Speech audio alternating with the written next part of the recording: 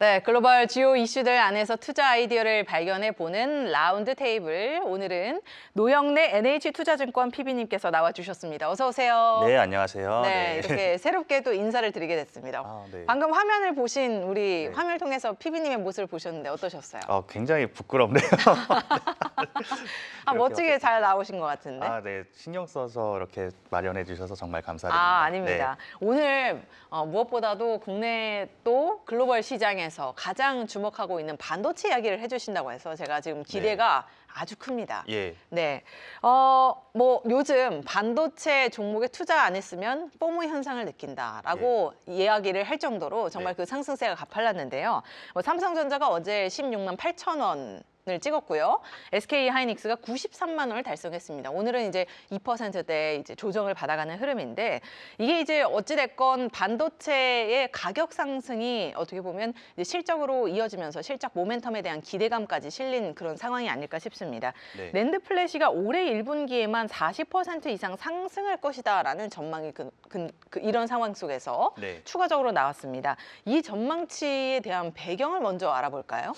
예, 배경이 정말 메모리의 엄청난 강세잖아요. 이걸 어떻게 설명을 드려야 되나? 이렇게 좀 층위별로 조금 소품으로 좀 활용을 하면은 어쨌든 간에 원래는 메모리는 정말 그냥 저장 장치 그 이상의 이하의 의미도 없었던 그냥 저장 장치일 뿐이었는데 이제는 정말 뭐랄까 GPU 안에서만 이렇게 도는 그냥 연산만 하는 게 아니라 추론의 시대가 되면서 KB 캐시라는 어떻게 보면 우리 막 캐시 데이터를 삭제하시겠습니까? 뭐 이런 거 매번 뭐 할 때마다 나오잖아요.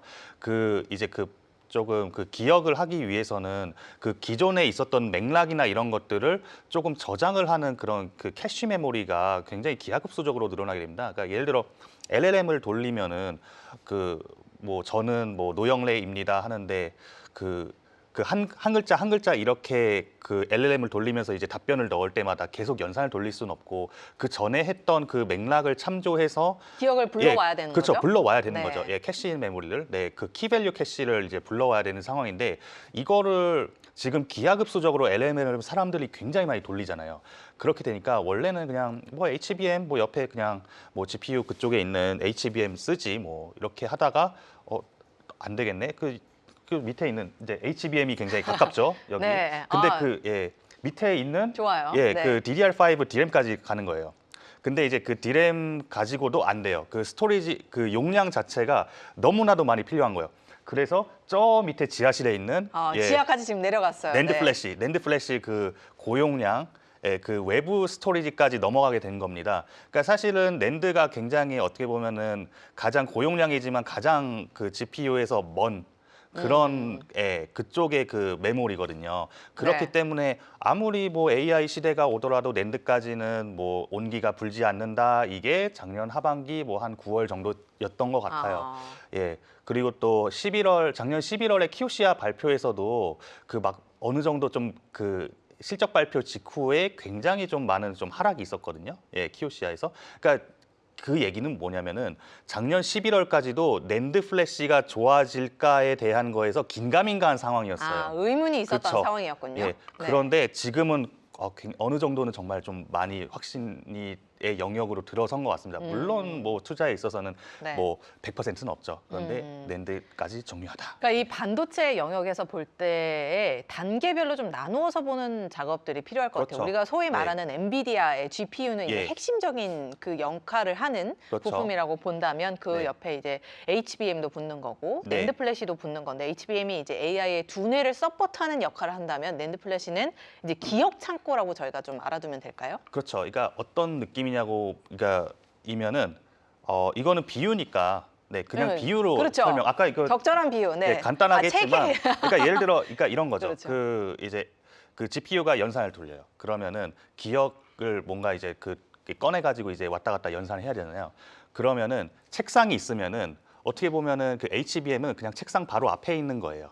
그러니까 간식이라고 쳐볼게요. 그냥 책상 앞에 있는 그냥 가장 좋아하시는 간식. 그냥 사탕 이런 좋습니다. 거예요. 그런데 DDR5는 책상 앞에 있지 않고 저기 좀 떨어진 냉장고 안에 있어요. 아, 네, 그렇죠. 네, 이런 식으로 비유를 해볼게요. 네. 근데 그 ESSD라고 불리는 엔터프라이즈 저장장치? 네. SSD 그게 낸드 플래시죠. 네. 그거는 어떻게 보면은 저기 그 쿠팡 창고라고 보시면 돼요. 아, 좀 머네요. 네, 쿠팡에서 예, 이제 오려면 그쵸. 하루 정도가 네, 걸리죠. 그렇죠. 상당히 멀다는 네. 것이죠. 네, 그러니까 그만큼 멀기 때문에 그러니까 GPU와의 이제 왔다 갔다 이제 그 속도나 이런 것도 중요하고 그렇기 때문에 바로바로 꺼내 먹을 수가 없으면은 그 굉장히 좀 후순위였는데 지금은 낸드까지도 지금은 부족하다. 필요한 상황이 필요하다. 있는 거죠. 엄청나게 그만큼 많이 이제 필요하다. 네, AI 이런 거죠. 성장을 위해서 각 네. 종류의 이제 네. 지금 반도체가 필요해진 예. 상황이 됐다라고 이해를 해주시면 좋을 것 같습니다. 네. 그러면 누가 가장 수혜를 입나요?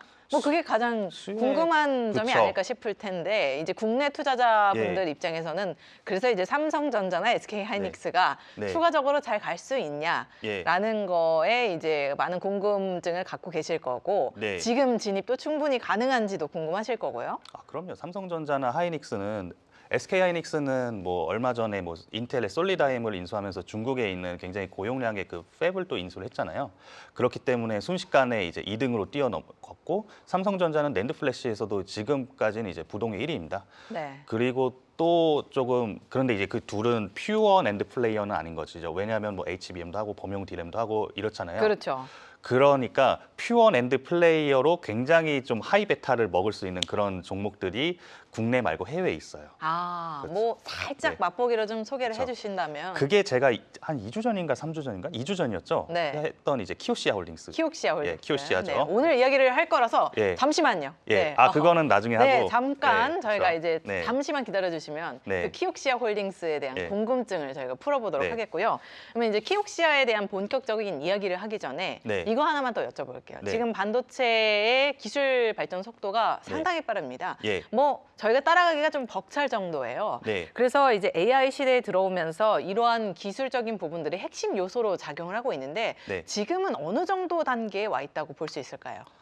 지금 그러니까 이게 예측이 불가능한 상황이잖아요. 특히 저는 그쵸? 네. 기술자가 아니고 엔지니어가 아니잖아요. 저는 또 그 증권사 리포트를 보고 이제 그 뒤늦게 아는 이 위치에 있다 보니까 모르겠어요. 정말 그냥 대응의 잠깐만요. 영역. 지금 모르겠다고 답해 주시는 거예요? 그런데 어쨌든 간에 지금 당장은 끝날 기미가 전혀 보이지 않는다. 대규모 투자가 굉장히 이루어지고 있고 네. 그 예를 들어 그러니까 지금 투자를 그러니까 빅테크 입장에서 뭐 오픈 AI라든지 뭐 메타라든지 뭐 구글, 마이크로소프트 등등의 이런 빅테크들, 뭐 오라클도 뭐 마찬가지죠. 그러니까 투자를 안 하게 되면은 바로 그 한 2, 3년 뒤에 당장은 그 캐시번이 없을지는 모르지만 캐펙스 부담은 없을지 모르지만 2, 3년 뒤에 우리 회사는 그 존망을 위협할 수 있다. 이 공포가 있기 때문에 어쨌든 간에 투자가 많이 일어날 수밖에 없어요. 네. 그렇기 때문에 시점은 언제 될지 모르지만 아직까지 걱정할 단계는 아닌 것 같아요. 네. 아직 걱정할 단계는 아니다. AI 거품론에 대해서도 그러면 시기상조다라고 네. 좀 정의를 내려볼 수 있을까요? 그렇죠. 그게 아까 제가 조금 얘기 드렸던 그 키밸류 캐시 그거랑도 그 연관이 돼 있는데 이렇게까지 메모리가 많이 필요했을 거라고는 그러니까 작년 하반기에도 약간 긴가민가한 상황이었잖아요. 불과 그거는 6개월도 안 된, 뭐 3개월 정도밖에 안 된 그런 시기였거든요. 그러니까 이게 어떻게 보면은 정말 긴 미래에 대해서 이제 예측은 불가능하고 어느 정도는 그러니까 그러니까 짧은 기간에 뭐 한 그 대응으로 가는 건데 일단 뭐 3개월 앞의 미래의 경우에는 어느 정도는 그냥 좀 거품 우려는 조금 불식시킬 정도인 것 같고 그리고 어제 아마 그 인텔 그 리프탄 CEO가 그 시스코 서밋에서 이렇게 얘기를 했던 게 메모리는 진짜 부족하다. 그러니까 다 이구동성 얘기하고 있어요. 뭐 머스크든 네. 뭐 젠슨 황이든 그렇죠. 뭐 인텔 그 CEO도 마찬가지고. 네. 그러니까 그 배경에는 이유가 있잖아요. 그러니까 아직은 거품 그러니까 네. 그런 걸 우려할 단계는 아니다. 네. 그렇죠. 그러면 이제 저희가 이러한 상황을 잘 반영을 해서 투자 네. 전략을 한번 세워봐야 될 텐데 이 글로벌 빅테크들이 계속해서 메모리가 부족하다고 외치는 상황이잖아요. 예. 근데 이제 새로운 방식의 활용 방안을 그래서 고민을 하고 있는 그런 모습들이 네. 나타나고 있습니다. 그렇죠. 그래서 이 안에서 주목이 되는 게 소프트뱅크와 인텔의 동맹 소식이었는데요. 네네. 이번에는 소프트뱅크가 또 어떤 개발에 나섰는지 궁금하더라고요. 그러니까 좀 새로운 시도를 그러니까 그러니까 이것도 약간 어떻게 보면은 그 구글의 TPU도 뭐 HBM을 뺀 그런 이제 반도체를 좀 개발을 하겠다, TPU를 만들겠다 이런 발표를 했듯이 소프트뱅크가 이제 그 인텔과 그리고 또 키옥시아 팹을 사용해서 어느 정도 이제 조금 밑그림을 그리는 거죠. 그러니까 일본에 살아남은 그 IDM 종합 반도체는 키옥시아밖에 없어요. 지금은 다 날아가 버렸고. 그래서 유일무이하네요. 예, 거의 네. 없죠. 지금 그 도산 직전에 그 엘피다로 이렇게 하나 뭉쳤는데 그마저도 마이크론한테 이제 넘겨졌으니까. 그렇죠. 매각이 됐죠. 예, 매각이 네. 됐으니까. 그러니까 지금 어쨌든 간에 일본은 얼마나 배가 아프겠어요. 그 옆나라 한국이 이렇게 잘 되는데. 이렇게 잘 되는데 2, 어. 30년만 하더라도 정말 와 진짜 그렇게 이 정도까지는 아니었고 정말 한 수 아래다 이렇게 했던 게 어느 순간 보면은 맨날 일본 물가 너무 싸서 일본에 관광 많이 와요 이렇게 한국인들 많이 하잖아요. 네. 그러면은 그러니까 관광하면서 돈 벌면 좋긴 하겠지만 저 나라는 부자 나라고, 그러니까 저 나라의 우리나라의 한국의 개인들은 부자인 것 같은데 일본의 개인들은 약간 궁핍한 약간 그런 게 좀 돋보일 수가 있잖아요. 얼마나 배가 아프겠어요. 이게 굉장히 반도체로 엄청난 국부가 쏟아지는 상황인데 그렇기 때문에 소프트뱅크도 이제 일본의 어느 정도 그런 이제 국적을 가지고 있기 때문에 좀 머리를 굴린 것이고 인텔도 그러니까 헝그리한 사람들끼리 뭉친 것 같아요. 헝그리한 예, 사람들끼리 헝그리하죠. 배고픔을 예, 좀 배고픔. 달래기 위해서 예, 어떤 방법이 있을까? 찾다가 예. 잠 개발. 네, 자는 잠이 아니고 Z 예. 앵글 예. 메모리라고 해서 이제 네. 이 개발에 나섰다고 하더라고요. 네. 어떤 그 기술인가요? 기술적으로는 사실은 조금 약간 이해하기는 어려운데 어쨌든 간에 이런 측면에서 볼 수 있을 것 같아요. 인텔은 그러니까 이제 미국 정부로부터 지분도 이제 어느 정도 이제 투자도 받고 너 어떻게든 우리가 좀 살려낼 테니까 너도 좀 스스로 자구책을 마련해야 돼 이렇게 끊임없이 주문을 하고 있는 상황인 거잖아요. 그러니까 지금 HBM이나 이런 것들은 SK 하이닉스, 삼성전자 하다못해 뭐 마이크론 안 될 것 같은데 그래서 이제 이리저리 이제 궁리를 하다가 일본도 마침 안 되는 거죠. 그렇기 때문에 인텔과 이제 소프트뱅크 그리고 키오시아처럼 약간 좀 헝그리한 약간 2등 업체들이 약간 유쾌한 반란을 꿈꾸는 이제 연합군으로 나타났다. 지금은 이게 목표에 뭐 2029년 뭐 양산 목표 이렇게 하지만 그 시점은 중요하진 않은 것 같아요. 이거는 정말 초기 단계이고 그냥 구상 정도라고 좀 파악을 할 뿐이지 지금 당장 주가나 이런 측면에서 의미 있는 그런 좀 시도는 아니지만 그래도 이런 시도들이 좀 수차례 반복해서 쌓이게 되면은 인텔이나 이제 키오시아, 그러니까 이런 좀 미일 반도체 동맹이 좀 한국의 이제 네. 어떤 패권을 좀 어느 정도 좀 잠식을 시킬 수 있는 네. 그런 시도 중에 하나다라고 볼 수 있을 것 같습니다. 뭐 2029년이라고 하면 지금 한 3년 정도 시기가 남은 거잖아요. 말이 안 되죠, 사실. 우리나라도 사실 가만히 있진 않겠죠. 열심히 기술 예. 개발도 하고. 예. 그렇죠.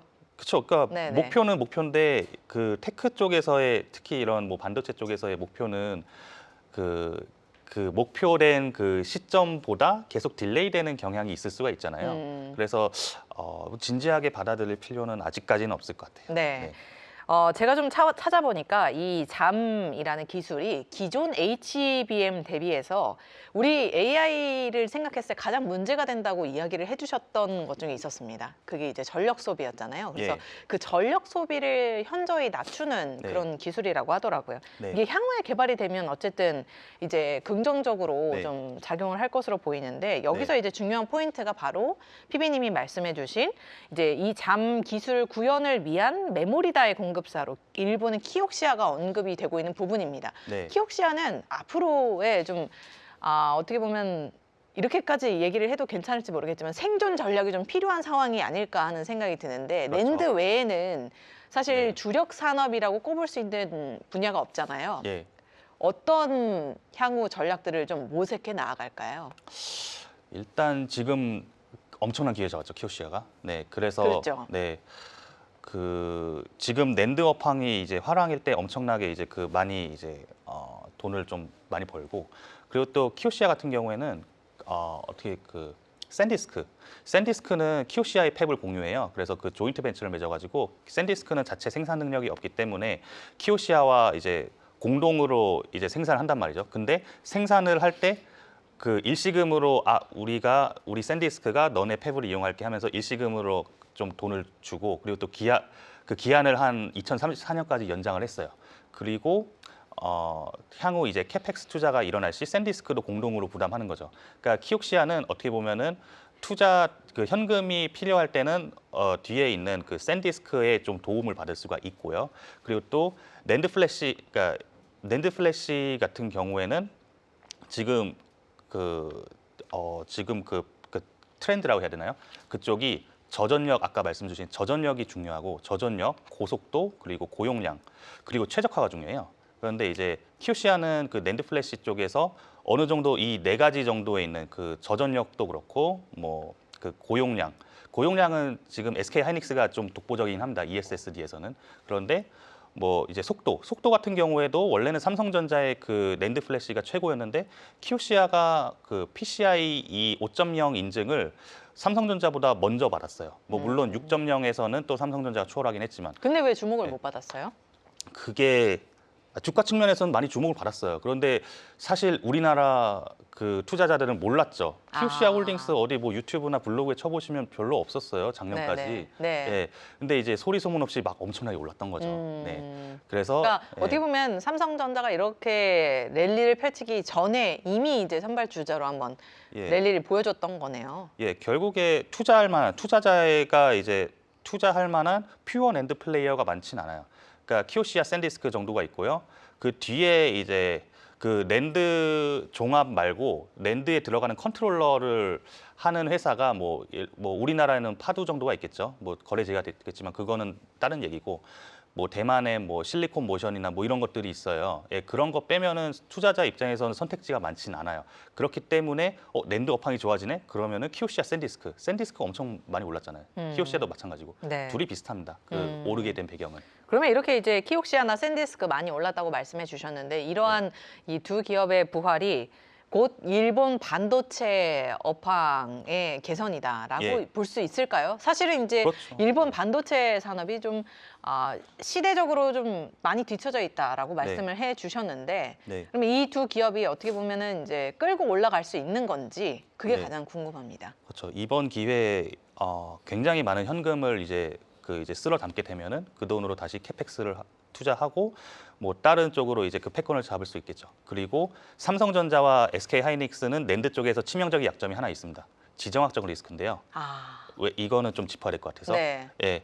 큰 건 아니지만 그 삼성전자와 이제 SK 하이닉스는 중국 쪽에 낸드 팹이 있어요. 그러니까 물론 이제 그 양사 모두 뭐 청주나 뭐 평택에도 있고 그렇긴 하지만 그래도 중국 쪽에 낸드 반도체 공장이 있다는 거는 조금 그 미국 입장에서 안 좋잖아요. 근데 네. 샌디스크나 이제 키오시아 같은 경우는 그 일본의 두 개 지역에서 돌리고 있단 말이죠. 그러면 지정학적 리스크로부터 프리한 거죠. 그러면 이제 예. 미국이 한국이 아니라 일본을 선택할 수도 있다라는 이야기가 나올 일단 수도 있는 건가요? 이제 가능성을 이야기하는 거긴 하지만. 그렇죠. 그러니까 결국에는 미국 입장에서 보면은 그 한 국가에 이렇게 쏟아서 이렇게 집중을 시키는 것보다는 뭐 대만, 한국, 뭐 일본 이런 식으로 좀 분산하는 게 조금 더 국익에 좀 도움이 되지 않을까요? 네. 그래서 일본 반도체를 키울 것이고 이 일본 반도체를 미국이 만약에 키운다고 한다면은 그 수혜는 뭐 여러 가지가 있겠지만 일단은 그 유일하게 남아 있는 그 메모리 반도체를 메이킹할 수 있는 키오시아가 나오는 거죠.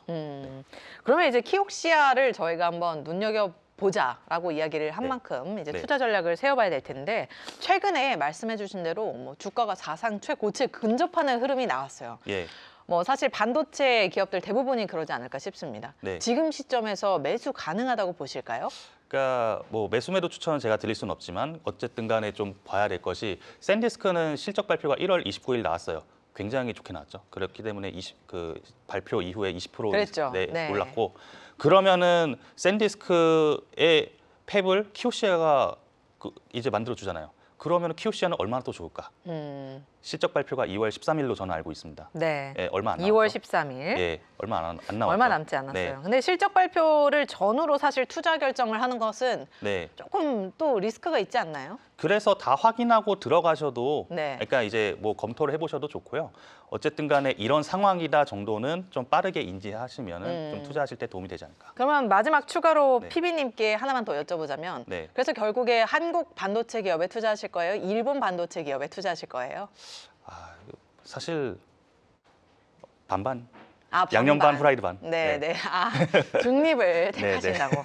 아, 네, 좋아요. 이렇게 네. 또 빠져나가시네요. 다 네, 좋습니다. 좋습니다. 네. 네, 포인트가 달라요. 약간 조금 네. 둘 다 매력적인데 반반 치킨처럼. 예, 네. 각기 다른 포인트가 있어가지고 다 같은 반도체는 아니고. 네, 좋습니다. 네, 이렇게 각 뭐 개인들의 이제 성향에 맞게 투자 전략을 세워서 반도체 투자를 이어가시면 좋을 것 같습니다. 오늘 이야기는 여기까지 듣도록 할게요. 지금까지 노영래 PB님과 함께했습니다. 오늘 말씀 고맙습니다. 네, 감사합니다.